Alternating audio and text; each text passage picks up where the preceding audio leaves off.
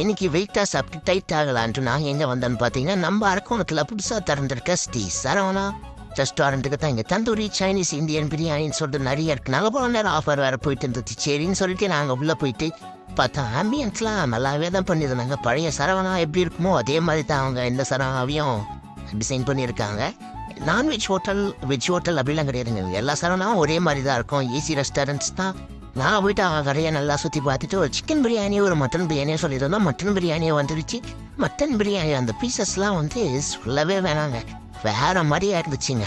எஸ்ஸாவே mutton பிரியாணிக்கு 5 out of 5 கொடுக்கலாம். அந்த அளவுக்கு டேஸ்ட்டாக இருந்தது. இப்படி செய்வாங்கன்னு சொல்லிட்டு நினச்சி கூட பார்க்கல. அந்த க்ரீ அவ்வளோ சாஃப்டாக இருந்தது.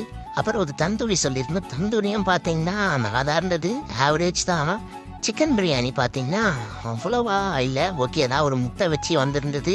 இது எல்லாத்துக்கும் சேர்த்து பில் 900 ஆச்சு. இந்த ரெஸ்டாரண்ட் அரக்கோணம் கல்வி கோட்டைக்கு ஆப்போசிட் தெருவில் இருக்குது.